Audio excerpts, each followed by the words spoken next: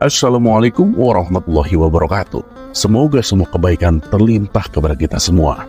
Amin ya rabbal alamin. Seperti biasa, menjelang waktu subuh, Abu Nawas memulai harinya dengan pergi ke masjid untuk sholat berjamaah. Sepulang dari masjid, ia segera membawa peralatan untuk mencari kayu di hutan. Dalam perjalanannya, ia berpapasan dengan Abu Jahil. "Mau kemana Abu Nawas?" tanya Abu Jahil. "Ini Abu Jahil, mau cari kayu," jawab Abu Nawas. "Ayo bareng, aku juga mau cari kayu Abu Nawas," sahut Abu Jahil. Mereka berdua pun berjalan bersama. Saat melintasi pinggiran sungai, tiba-tiba Abu Nawas terpeleset dan nyaris jatuh ke air. Untung saja Abu Jahil sigap menarik tangannya. Abu Nawas pun selamat. "Wah, terima kasih Abu Jahil," ucapnya dengan nafas terengah. Namun sejak hari itu Abu Jahil tak henti-henti menceritakan peristiwa itu kemana-mana. "Hei kalian, tahu nggak? Kalau bukan karena aku, mungkin sekarang Abu Nawas sudah tinggal di dasar sungai," kata Abu Jahil sambil tertawa keras di warung. Orang-orang pun ikut tertawa. Lambat laun cerita itu menyebar luas. Anak-anak di jalan pun mengejek Abu Nawas.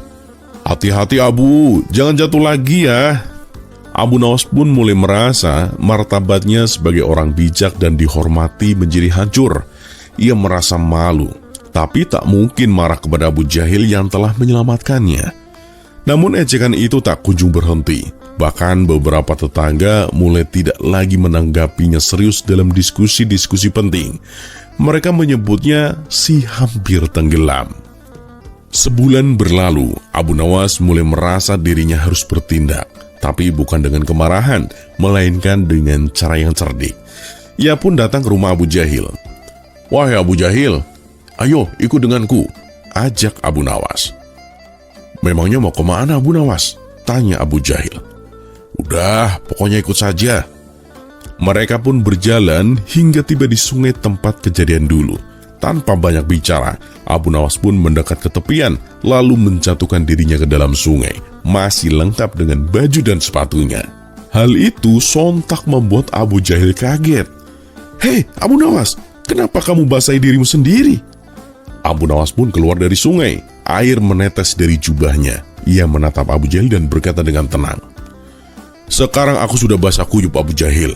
Seperti seandainya kamu tidak menyelamatkanku dulu.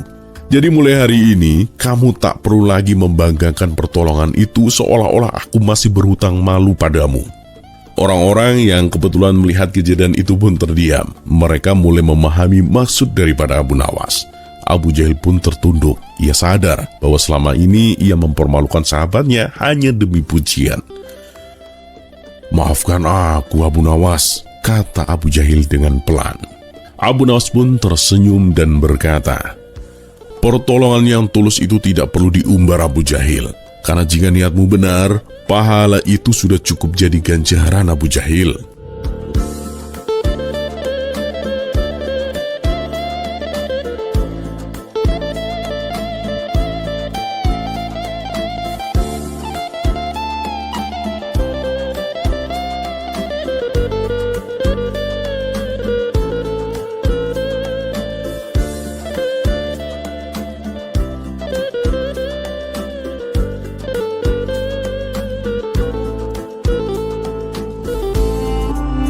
Kisah selanjutnya.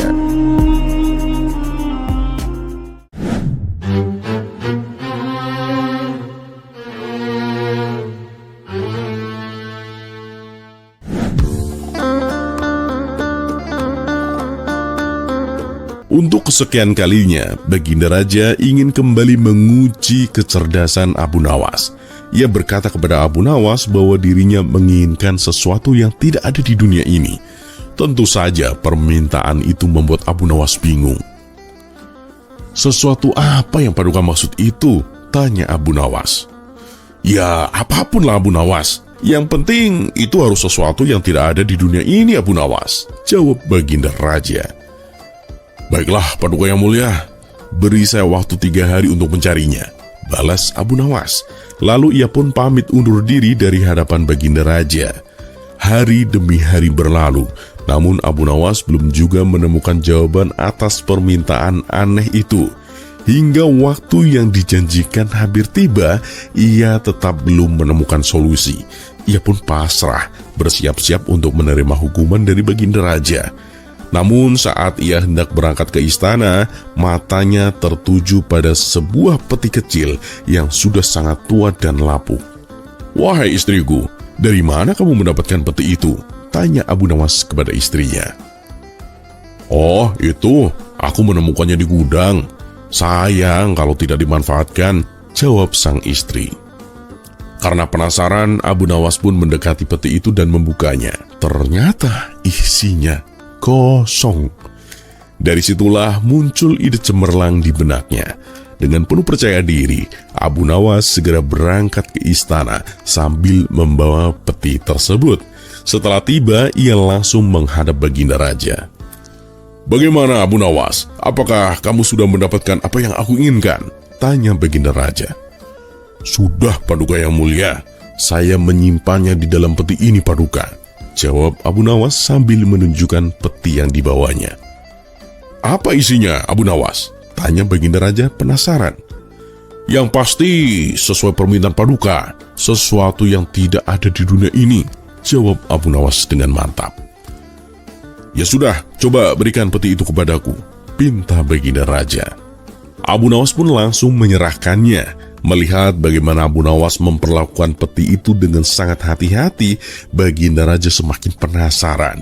Namun saat dibuka, ternyata isinya benar-benar kosong. "Mana isinya, Abu Nawas? Aku tidak melihat apa-apa," tanya Baginda Raja dengan heran.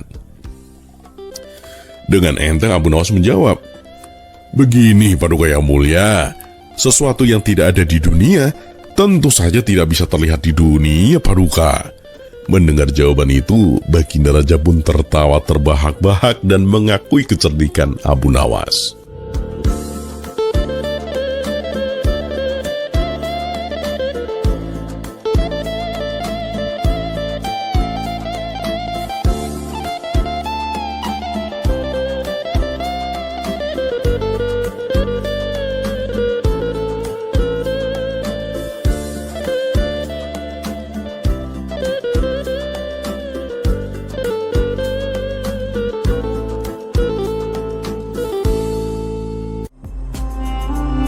Kisah selanjutnya.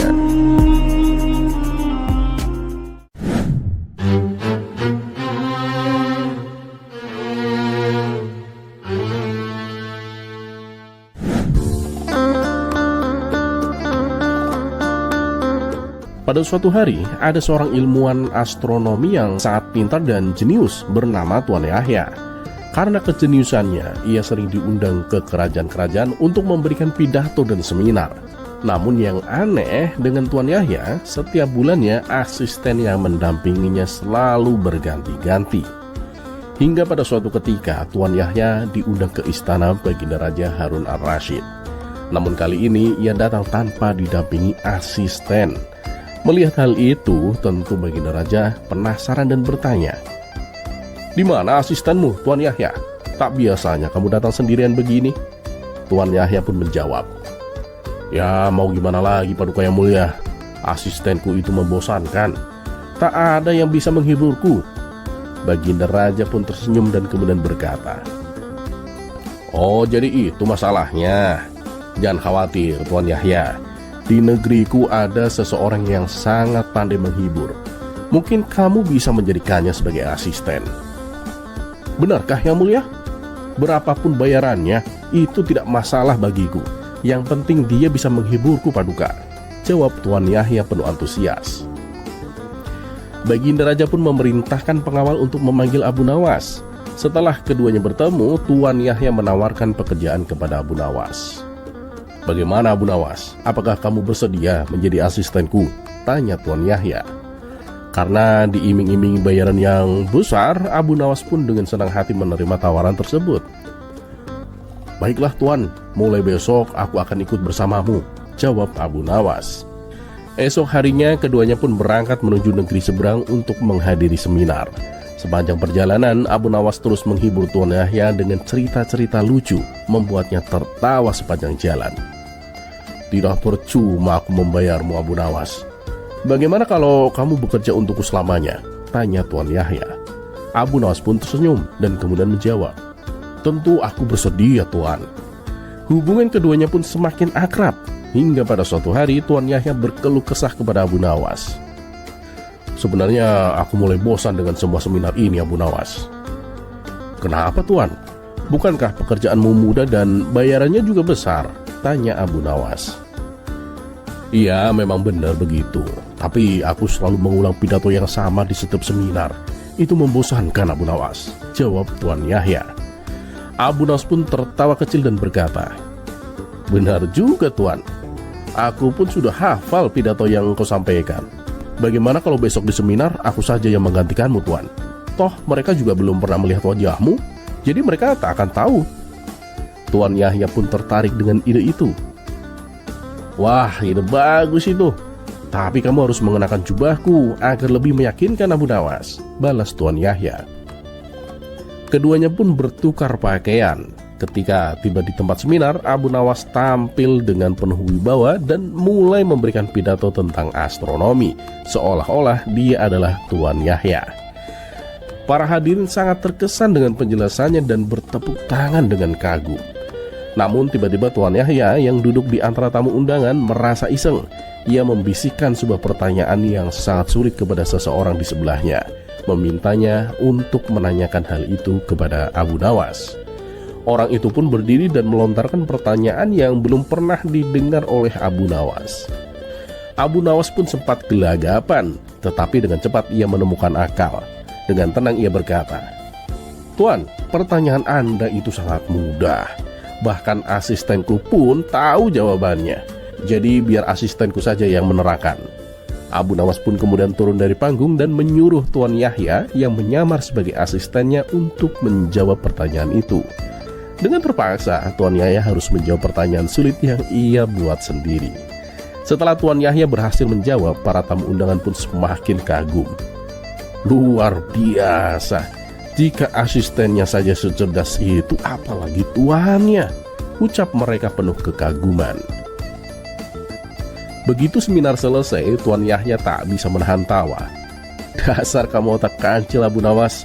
Di situasi yang sulit sekalipun kamu tetap bisa mengatasinya dengan cerdik, ujar Tuan Yahya sambil terus tertawa.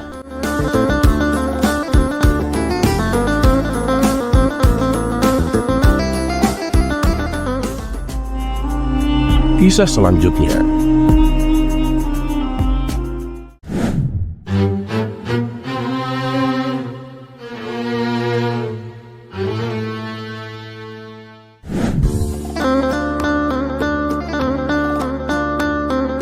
Dikisahkan pada suatu hari yang cerah di kota Baghdad, Baginda Raja Harun ar-Rasyid duduk di istananya merenungi keajaiban-keajaiban dunia. Salah satu hal yang membuatnya penasaran adalah air Zam-Zam yang konon tidak pernah habis meski diminum oleh jutaan orang setiap tahun. Untuk mencari jawabannya, ia memanggil Abu Nawas yang terkenal dengan kecerdasan dan humornya. Ketika Abu Nawas tiba di istana, Baginda Raja langsung bertanya, Abu Nawas, aku ingin tahu mengapa air Zam-Zam tidak pernah habis meski diminum oleh begitu banyak orang setiap tahunnya. Abu Nawas kemudian berkata, Paduka, sebenarnya jawabannya sederhana. Tapi untuk kali ini izinkan saya menjelaskan dengan cara yang sedikit berbeda, Paduka. Baginda Raja dan seluruh hadirin tertarik dan mendekat untuk mendengar penjelasan dari Abu Nawas. Abu Nawas pun memulai ceritanya. Jadi begini, Paduka. Suatu hari saya bermimpi bertemu dengan seorang malaikat di sebuah taman yang indah. Malaikat itu bertanya kepada saya, Abu Nawas, tahukah kamu mengapa air Zam-Zam tidak pernah habis? Lalu saya menjawab, mungkin karena ada sumur ajaib di bawahnya. Mendengar itu kerumunan tertawa kecil menikmati analogi dari Abu Nawas yang sangat unik. Abu Nawas kemudian melanjutkan, nah, malaikat itu tersenyum dan berkata, bayangkan ada sebuah sumur yang diisi ulang oleh tangan tak tampak setiap kali airnya diambil. Apakah kamu tahu siapa yang mengisi ulang air sumur itu? Saya pun menjawab, mungkin para jin. Malaikat itu tertawa dan kemudian berkata, tidak, Abu Nawas, bukan para jin. tapi Allah yang Maha Kuasa. Penduduk desa tertawa terbahak-bahak. Mereka membayangkan para jin itu sibuk mengisi ulang sumur. Abu Nawas kemudian berkata dengan nada lebih serius, namun tetap humoris. Malaikat itu melanjutkan, Paduka. Katanya air Zam-Zam adalah salah satu keajaiban Allah. Allah menjaga agar air itu tidak pernah habis meskipun diminum oleh jutaan orang setiap tahunnya. Baginda Raja mengangguk, mulai memahami analogi dari Abu Nawas. Abu Nawas melanjutkan dengan nada penuh humor.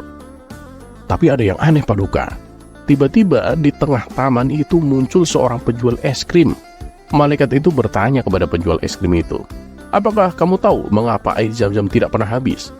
Nah, penjual es krim itu menjawab, mungkin karena aku belum pernah mencobanya untuk membuat es krim.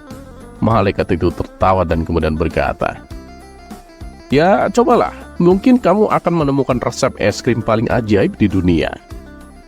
Kerumunan tertawa terbahak-bahak, bahkan beberapa orang sampai memegangi perut mereka karena tertawa terhibur oleh penjelasan cerdik dari Abu Nawas. Baginda Raja kemudian bertanya, jadi Abu Nawas, apakah ada penjelasan lain tentang mengapa air Zam-Zam yang tidak pernah habis itu? Abu Nawas menjawab dengan kebijaksanaan, Paduka, air Zam-Zam itu adalah salah satu tanda kebesaran Allah. Dengan kuasanya Allah menjaga air itu tetap ada untuk memenuhi kebutuhan para hambanya yang datang dari seluruh penjuru dunia. Ini adalah salah satu bentuk kasih sayang Allah kepada umat manusia. Kerumunan kembali tertawa dan bertepuk tangan, terkesan oleh kebijaksanaan dan humor Abu Nawas. Abu Nawas pun menutup dengan sebuah nasihat. Ingatlah sahabat-sahabatku, bahwa di balik setiap keajaiban ada kebesaran dan kuasa Allah yang Maha Kuasa. Air Zam-Zam adalah salah satu bukti kasih sayang dan perhatian Allah kepada kita semua. Jadi minumlah dengan penuh syukur dan keimanan.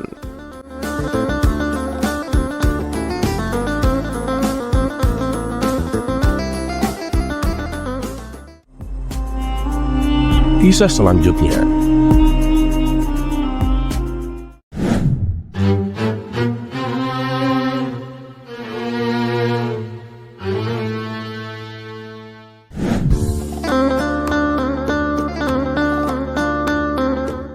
Alkisah, pada suatu ketika Baginda Raja tengah asik berburu di hutan. Namun perburuan kali ini membawa nasib sial. Bukannya mendapatkan hewan buruan, Baginda Raja malah diserang oleh seekor macan yang menerkam kakinya dan menggigitnya. Untunglah beberapa pengawal istana berhasil menyelamatkannya. Namun akibat dari serangan tersebut, kaki Baginda Raja menjadi lumpuh. Berbagai tabib telah didatangkan untuk menyembuhkan kelumpuhannya, namun tak ada satupun yang berhasil. Kini Baginda Raja hanya bisa terbaring di tempat tidur meratapi nasibnya. Hampir saja ia putus asa dan ingin mengakhiri hidupnya. Namun keinginan itu dicegah oleh sang permaisuri. Akhirnya berkat nasihat sang permaisuri, lama-kelamaan Baginda Raja bisa menerima takdir yang menimpanya. Ia bisa tersenyum kembali meskipun dengan kondisi kakinya yang lumpuh. Hingga pada suatu hari, Abu Nawas datang ke istana untuk menghibur Baginda Raja. Ia menceritakan kisah-kisah lucu yang membuat Baginda Raja tertawa. Namun tak berselang lama, wajah Baginda Raja kembali murung. Ada apa, Paduka? Apakah Paduka tidak suka dengan ceritaku? Tanya Abu Nawas. Tidak, Abu Nawas. Aku sangat terhibur dengan ceritamu. Andai saja kakiku tidak lumpuh, Abu Nawas, mungkin aku tidak akan seperti ini, kata Baginda Raja dengan suara yang lirih. Mendengar itu, Abu Nawas pun menghela nafas. Sudahlah Paduka, jangan memikirkan hal itu. Harusnya Paduka itu bersyukur karena masih diberi umur panjang, tutur Abu Nawas. Iya Abu Nawas, tapi aku ingin sembuh. Aku ingin kakiku seperti dulu, Abu Nawas, kata Baginda Raja. Sejenak Abu Nawas terdiam, tampak memikirkan sesuatu. Tiba-tiba ia berkata, Paduka yang mulia, saya punya solusi agar kaki Paduka bisa sembuh. Baginda Raja pun menjawab, percuma Abu Nawas, kamu bisa apa? Apalagi kamu ini bukan tabib. Sudah banyak tabib yang aku datangkan, dan rata-rata mereka mengatakan bahwa kelumpuhan ini susah disembuhkan. Abu Nawas pun tersenyum. Ya itu benar Paduka, saya tahu itu. Namun Paduka pasti belum pernah mencoba cara yang ini. Apa caranya Abu Nawas? Tanya Baginda Raja penasaran. Paduka yang mulia, jalan terakhir bagi manusia agar keinginannya dikabulkan itu hanya satu, yaitu bernazar. Apa salahnya jika dicoba Paduka? Jawab Abu Nawas. Mendengar itu Baginda Raja pun tertegun. Wah, benar juga ucapanmu Abu Nawas. Baiklah, aku akan bernazar. Bila kakiku sembuh dari kelumpuhan, aku akan menyedekahkan separuh kerajaanku. Abu Nawas pun membalas, maaf Paduka yang mulia, kalau nazar hanya seperti itu, saya tidak yakin bisa sembuh. Terus bagaimana nazar yang seharusnya Abu Nawas? Tanya Baginda Raja bingung. Nazarlah yang agak tidak masuk akal Paduka, yang susah dikerjakan. Karena untuk menyembuhkan kelumpuhan Paduka dibutuhkan keajaiban yang tidak masuk akal juga. Jelas Abu Nawas. Baginda Raja pun terdiam memikirkan nazar yang akan ia buat. Setelah berpikir cukup lama, ia pun berkata, wahai Abu Nawas, saksikanlah. Bila aku sembuh dari kelumpuhan, aku akan naik keledai dan tidak akan turun darinya selamanya. Spontan Abu Nawas pun terkejut. Paduka serius dengan nazar itu? Tanya Abu Nawas tidak percaya. Ya Abu Nawas, aku serius dengan nazar yang aku ucapkan, jawab Baginda Raja. Beberapa minggu setelah bernazar, keajaiban pun terjadi. Kaki Baginda Raja yang tadinya lumpuh mulai berangsur-angsur membaik. Bahkan sedikit demi sedikit ia mulai menggerakkan kakinya. Akhirnya kaki Baginda Raja benar-benar sembuh dari kelumpuhan. Betapa bahagianya hati sang raja. Ia pun mengundang Abu Nawas ke istana untuk mengucapkan terima kasih. Abu Nawas, saranmu sangat manjur. Lihatlah, kakiku sudah sembuh. Aku sudah bisa berjalan seperti sedia kala Abu Nawas, kata Baginda Raja dengan bahagia. Alhamdulillah Paduka, saya ikut senang melihatnya, sahut Abu Nawas. Namun Baginda Raja kemudian berkata, tapi Abu Nawas, bagaimana dengan nazarku? Aku tidak mungkin mengingkarinya, tapi aku juga merasa berat menjalaninya. Bagaimana ini Abu Nawas? Abu Nawas pun menjawab, loh, itu kan sudah menjadi kewajiban Paduka. Paduka harus menjalaninya dengan ikhlas. Tanpa menunggu lama, Abu Nawas pun segera membawakan keledai dan menyuruh Baginda Raja untuk menaikinya. Dengan berat hati, Baginda Raja pun menuruti perkataan Abu Nawas. Ayo Paduka, ikut saya, ajak Abu Nawas. Kemudian Abu Nawas pun mengajak Baginda Raja jalan-jalan di taman istana. Ketika sampai di dekat pohon kurma, Abu Nawas pun berkata, Paduka yang mulia, panjatlah pohon kurma ini. Baginda Raja pun menjawab, oh tidak Abu Nawas, aku tidak boleh turun dari keledai. Aku tidak mau melanggar nazarku. Abu Nawas pun kembali berkata, Paduka, panjatlah dari atas punggung keledai. Meski merasa heran dengan perintah tersebut, Baginda Raja mencoba menurutinya. Setelah Baginda Raja memeluk batang pohon kurma, Abu Nawas segera menjauhkan keledainya. Sekarang turunlah dari pohon kurma itu Paduka, kata Abu Nawas. Kalau begitu aku bisa melanggar nazarku Abu Nawas, balas Baginda Raja. Turuti saja perkataanku Paduka, nanti akan aku jelaskan, sahut Abu Nawas. Begitu Baginda Raja menginjakkan kakinya di tanah, Abu Nawas pun menjelaskan. Coba ingat-ingat nazar yang Paduka ucapkan. Paduka akan menaiki keledai dan tidak akan turun darinya selamanya kan? Sedangkan tadi Paduka naik dari keledai ke batang pohon kurma, bukan turun. Lalu Paduka turun dari pohon kurma, bukan turun dari keledai. Jadi Paduka sama sekali tidak melanggar nazar. Mendengar penjelasan tersebut, Baginda Raja pun bahagia. Ia tak menyangka Abu Nawas bisa sampai sejauh itu dalam memahami nazarnya. Akhirnya berkat pertolongan Abu Nawas, Baginda Raja pun bebas dari nazarnya. Tak lupa ia juga memberikan hadiah kepada Abu Nawas berupa pundi-pundi uang yang sangat banyak.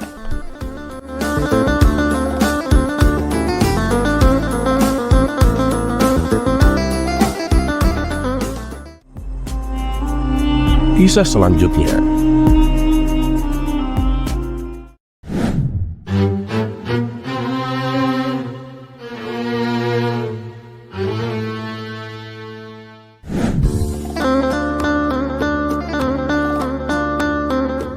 Suatu hari, Baginda Raja Harun ar-Rasyid memutuskan untuk memastikan bahwa perekonomian rakyatnya berjalan lancar menjelang Hari Raya Idul Fitri.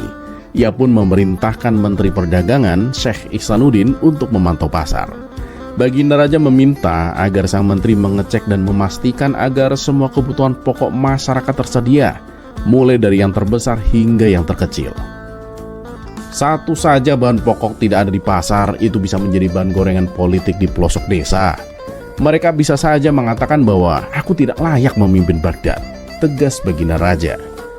Pastikan gula tersedia di pasar, harga barang murah dan tidak ada kekurangan.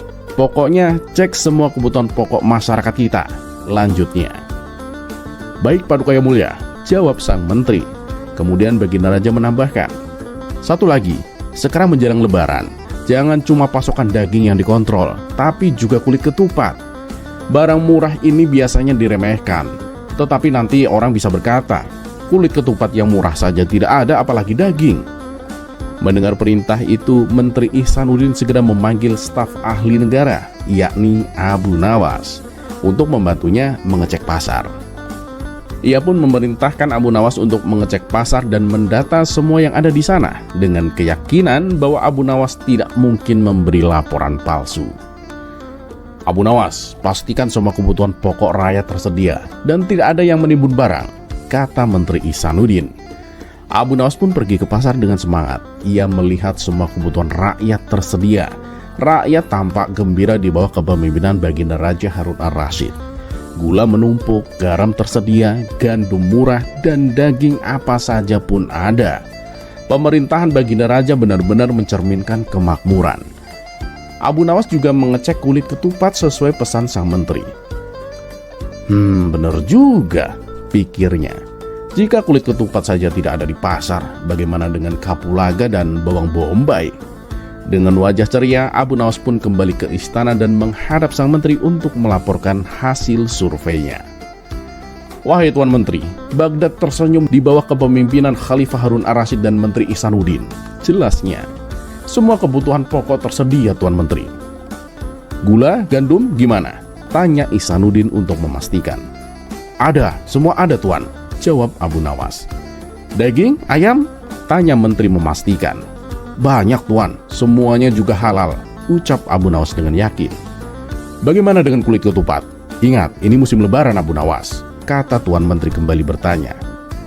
Nah, kalau kulit ketupat sudah saya cek semua pasar Tuan. Kulit ketupatnya kosong, ungkap Abu Nawas. Mendengar jawaban Abu Nawas, Menteri Ihsanuddin kaget luar biasa. Tanpa bertanya lagi, ia segera menuju istana dan menyampaikan laporannya kepada Baginda Raja. Ampun Paduka Yang Mulia, ada kabar baik dan ada kabar buruk Paduka. Kiranya Paduka mau mendengar yang mana dulu, ucap sang menteri. Apa kabar baiknya? Tanya Baginda Raja. Semua kebutuhan pokok tersedia di pasar Paduka, semuanya aman, jawab sang menteri. Lalu kabar buruknya? Tanya Baginda Raja dengan penuh rasa penasaran. Kabar buruknya hanya kulit ketupat yang tidak ada di pasar Paduka. Entah hilang dari pasaran atau memang ada yang menimbunnya, jelas sang menteri dengan yakin. Mendengar jawaban menterinya, Baginda Raja segera mengerahkan serdadunya untuk menebang pelepah kurma sebanyak mungkin, lalu membuat kulit ketupat beramai-ramai. Ia ingin membanjiri pasar dengan kulit ketupat agar para penimbun kulit ketupat kecewa dan rugi besar.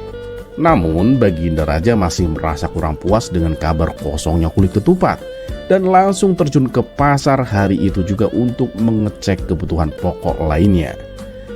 Betapa kagetnya Baginda Raja ketika di pasar ternyata banyak orang yang menjual kulit ketupat. Bagaimana ini Menteri? Di pasar ternyata banyak kulit ketupat dijual, tanya Baginda Raja dengan keheranan. Menteri Ihsanuddin pun kaget juga. Tapi tadi kata Abu Nawas, di semua pasar kulit ketupat kosong Paduka, tidak ada di pasaran. Jelasnya terbata-bata. Ia lalu berteriak memanggil Abu Nawas. Abu Nawas, tadi kamu bilang kulit ketupat tidak ada, hilang dari pasaran. Bagaimana ini? Kok ternyata banyak? Tanya Tuan Menteri dengan nada emosi. Benar begitu Abu Nawas? Tanya Baginda Raja sambil memandang tajam ke arah Abu Nawas. Pujangga Baghdad ini dengan tenang mengambil beberapa kulit ketupat dari pedagang, lalu menyerahkannya kepada Menteri Ihsanuddin dan Baginda Raja. Silakan, Paduka dan Tuan Menteri pencet kulit ketupat ini. Apa maksudmu, Abu Nawas? Tanya Baginda Raja. Apakah semua kulit ketupat itu kosong? Tanya Abu Nawas dengan suara merendah. Ya, benar, semuanya kosong, jawab Baginda Raja dan Tuan Menteri bersamaan. Nah, itulah yang tadi saya sampaikan kepada Tuan Menteri Paduka.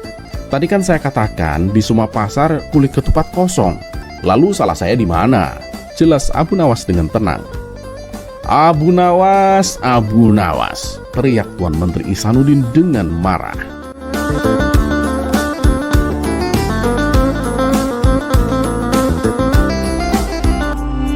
Kisah selanjutnya.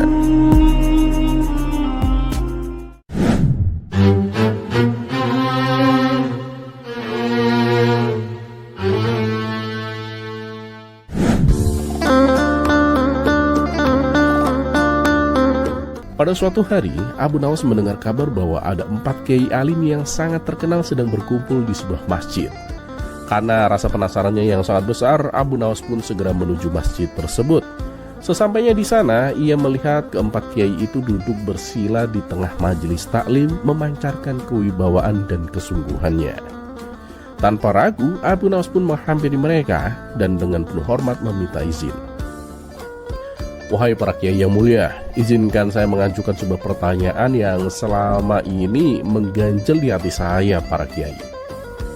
Keempat kiai itu pun mengangguk, memberikan izin kepada Abu Nawas untuk melanjutkan. Abu Nawas pun mulai bertanya, begini para kiai, saya pernah mendengar bahwa seekor kucing bisa melahirkan anak kucing berjumlah ganjil, misalnya 3 atau 5 ekor. Namun saya juga pernah mendengar bahwa seekor kucing tidak mungkin melahirkan anak kucing berjumlah genap, seperti 4 atau 6 ekor. Mengapa bisa demikian, Pak Kiai? Keempat kiai itu pun saling berpandangan, tampak berpikir keras mencari dalil atau hujah yang tepat untuk menjelaskan fenomena yang disampaikan oleh Abu Nawas. Mereka merenung sejenak, berusaha memahami maksud dari pertanyaan itu. Setelah beberapa saat, salah satu kiai akhirnya berbicara. Pertanyaanmu menarik. Menurutku itu sudah menjadi kehendak Allah. Kita sebagai manusia tidak selalu mampu memahami segala rahasia alam semesta ini. Kiai lainnya pun menimbali. Nah, benar sekali itu. Mungkin ada hikmah di balik fenomena itu yang belum kita ketahui. Abu Nawas pun tersenyum mendengar jawaban mereka. Lalu dengan nada sedikit usil, ia melanjutkan. Kalau begitu Pak Kiai, bagaimana dengan seekor kucing yang melahirkan 2 anak kucing? Apakah itu termasuk ganjil atau genap?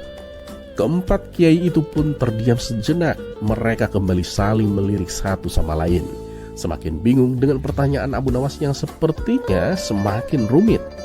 Melihat ekspresi bingung mereka, Abu Nawas pun tak bisa menahan tawa. Ia tertawa terbahak-bahak dan kemudian berkata, "Wahai para kiai, kalian itu terlalu serius memikirkan pertanyaan saya. Saya hanya ingin mengingatkan bahwa terkadang kita terlalu sibuk mencari jawaban untuk hal-hal yang sebenarnya tidak penting. Lebih baik kita fokus pada hal-hal yang lebih bermanfaat, seperti meningkatkan keimanan dan ketakwaan kita kepada Allah."